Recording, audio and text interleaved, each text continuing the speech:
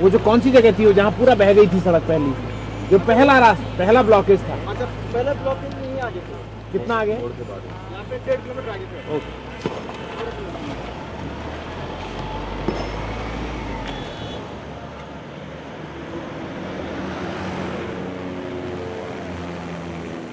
तबाही के बाद केदारनाथ को फिर से बसाने की कोशिश इस साल मार्च में शुरू हुई।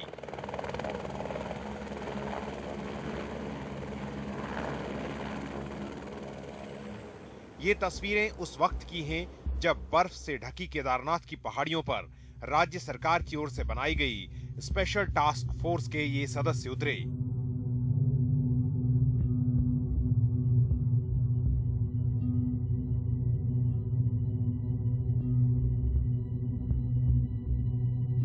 बर्फ को काटकर और बड़े बड़े पत्थरों को हटाकर केदारनाथ तक पहुंचने का वैकल्पिक रास्ता तैयार किया गया।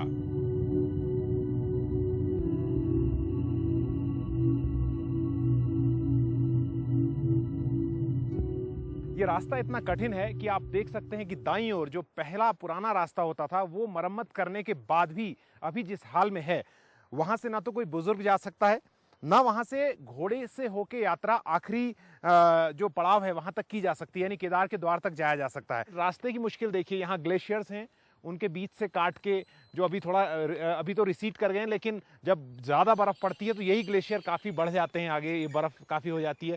यहाँ से एक चौड़ा रास्ता बनाया गया है। योगेंद्र जी और वेश जी, आप दोनों को जो जिम्मेदारी मिली है, तो आप लोगों का मेन काम, ऑब्जेक्टिव जो टास्क है वो क्या है? शुरू में हमें जो टास्क मिला था वो ये था कि रामबाड़ा से पहले जो रास्ता था वो था नहीं। जो पूरी पुरानी छोटी सी बटिया थी, जैसे वहाँ दिखाई दे रहा है, अशोक दिखाएंगे, वो पूरी तरह से पहाड़ बह गया है। तो अभी वहाँ से ये संभावना नहीं है कि वहाँ से रास्ता बन पाए। अगर वो बनेगा भी तो वो रुक नहीं पाएगा। तो उसका ऑल्टरनेट रूट हम लोगों ने सोचा है कि इस तरफ से निकले, और रूट ऐसा हो कि जिसपे 80 साल का यात्री अगर पैदल चलना चाहे तो पैदल जा सके, उसका ग्रेडियंट इस तरह से हो। ये योगेंद्र, मैं पूछना चाहता हूँ कि सारी मशीनें ये कैसे लाई गई? सब कैरी करके लाए गए? ये मैन कैरिंग लेके आए, इनको डिफरेंट पार्ट्स में लेके मैन कैरिंग और कुछ म्यूल से हम लोग लेके आए हैं। क्योंकि हम लोगों का जनरली हम लोगों का ये था कि जो भी हमने रास्ता बनाना है, कुछ भी करना है, हम लोग मैन कैरिंग और म्यूल्स का सपोर्ट लेके करेंगे, और एयर लिफ्ट करके हम कुछ भी नहीं करेंगे। क्योंकि एयर लिफ्ट के सारे अगर हम आज काम करना शुरू करते हैं तो एक तो बहुत कॉस्ट पड़ता है, बहुत ज़्यादा कॉस्टली पड़ता है, और उसके ऊपर वेदर की कंडीशन यहाँ पे इतनी अच्छी नहीं है कि आप रेगुलरली आप हेलीकॉप्टर का यूज़ करें।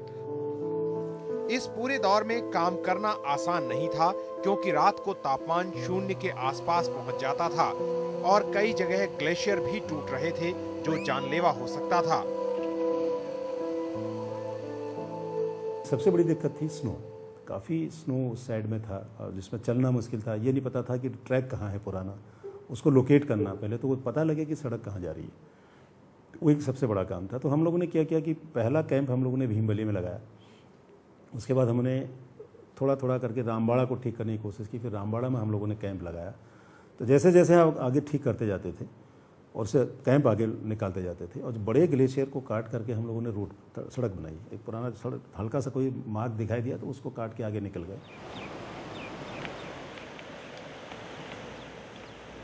लेकिन पिछली बार केदार घाटी में ही तबाही नहीं हुई, बल्कि पूरे उत्तराखंड में जैसे जलजला आ गया था।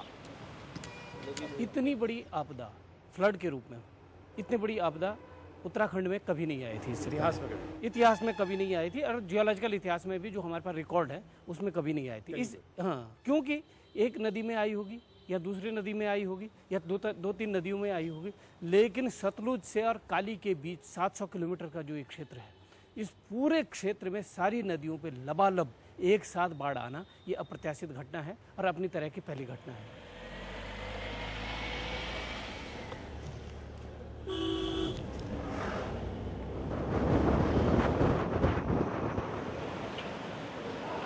रुद्रप्रयाग से कुछ किलोमीटर आगे तिलवाड़ा के पास यही वो जगह है जहां पिछले साल हमें सबसे बड़ा रोड ब्लॉक मिला था। उस वक्त कभी हम ये सोच नहीं सकते थे कि ये सड़क एक बार फिर से दोबारा बनाई जाएगी और यहां से आना जाना मुमकिन हो पाएगा। लेकिन एक साल बाद हम देखते हैं कि पहाड़ को जैसे पूरा काटकर यहां रास्ता बनाया गया है।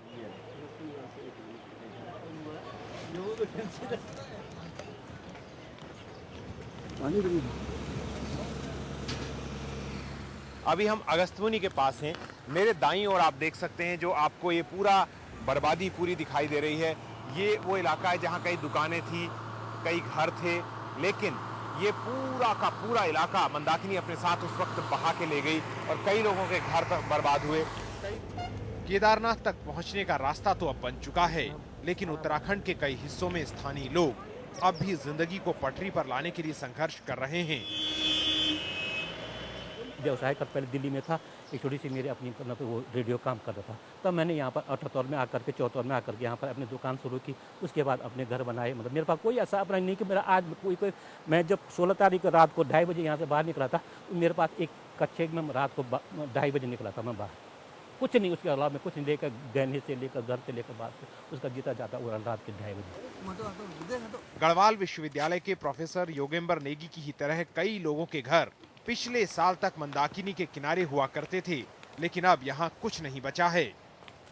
कितने लोगों के घर बर्बाद हुए होंगे? यहाँ पर तो अब प्रॉपर इसी एरिया में तो 40 और 45 इसी एरिया में हुआ, फिर 40-45 इस पुल के पली पार हुआ, फिर सामने जो दिखाई दे रहा है जैसे आपको पीछे बताया गया होगा 40 मतलब यहाँ पर कम से कम 150 मतलब परिवार के करीब ये समाप्त घर नहीं, ये नदी जहाँ बह रही है जी सर, अभी जी। ये पहले कहाँ बहा ये करती है? उधर लास्ट से मतलब वहाँ पर सारे उस चट्टान पे जाते थे, बस यहाँ रास्ता चट्टान था, से लग के बहती बिल्कुल लग के बहती थी। और यहाँ पर इसका प्रवाह नहीं था। नहीं था जी, ऐसा प्रभाव होता तो पुराने। इस बीच ये बहस भी गर्म हुई है कि क्या इतनी बर्बादी सिर्फ मंदाकिनी में आई बाढ़ से हुई या फिर नदी के किनारे अवैध निर्माण और अतिक्रमण भी किया गया था। प्रेम सिंह जी ये बताइए कि ये जगह है जहाँ पर अभी कुछ नहीं है, ठीक जी है? हाँ। यहाँ पर घर था आपके पड़ोसी का, हाँ जी हाँ, और आपका घर बगल में था। जी हाँ। लोग कहते हैं कि लोगों ने बिल्कुल नदी पे घर बना दिए और नदी घर बहा ले गई। जी नहीं सर, अगर ऐसा होता तो ये आज से मतलब हमारे जो फादर हैं उनके भी जो बुजुर्ग थे उन्होंने ये बना रखे। ये पुराने खंडर, ये इमारत इसकी मतलब गवाह है कि ये आज के नहीं बने हुए हैं, ये तब के बने हुए हैं जबकि यहाँ पर जिला पंचायत की जो पैदल मार्ग भगवान केदारनाथ के लिए जो पैदल मार्ग जाता था वो यहीं से होकर के जाता था। 1962 में यहाँ पर जो पुल बना तब जा करके यहाँ पर रोड पास हुई है। मतलब 62 से पहले का ये सब जो है मतलब ये पहले के मकान हैं और पहले की जगह है ये।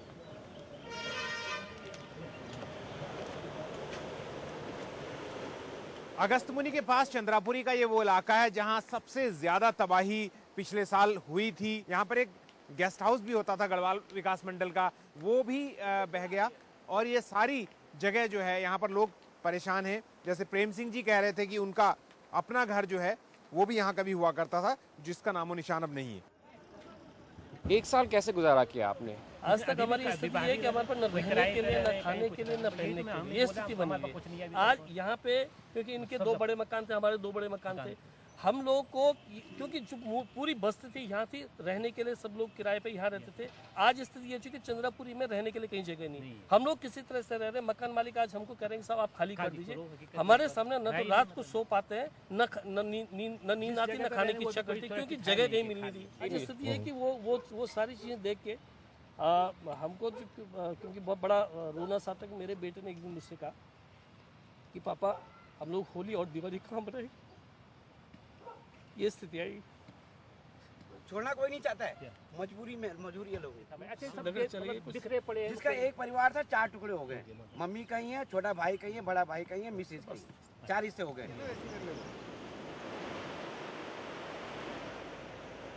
हमारे चंद्रापुरी रात की ठीक 9:30 बजे यहीं पे सामने आपके सामने झूला पुल था और झूला पुल के सामने जो है वो ऊपर से पानी तो आया ही आया, लेकिन उसके साथ साथ जो है L&T कंपनी का ये पूरा मक जो था वो लेकर के पूरा हमारे चंद्रापुरी को यहाँ से तबाह करके और पूरे हमारे गबनी गांव तक उसने पूरा तबाही कर दी। इस इलाके में मंदाकिनी के दोनों ओर बसे गांवों में कई लोग आरोप लगाते हैं कि जल विद्युत परियोजनाओं और उनसे हुई तोड़फोड़ इस बर्बादी के लिए जिम्मेदार है। यानी केदारनाथ का रास्ता बनाने और तीर्थ यात्रा को पटरी पर लाने के अलावा भी सरकार के पास कई चुनौतियां हैं। आगे देखेंगे उत्तराखंड के लोगों से रोजगार छीनने का दर्द और सब कुछ लूटने के बाद भी संघर्ष करती जिंदगी।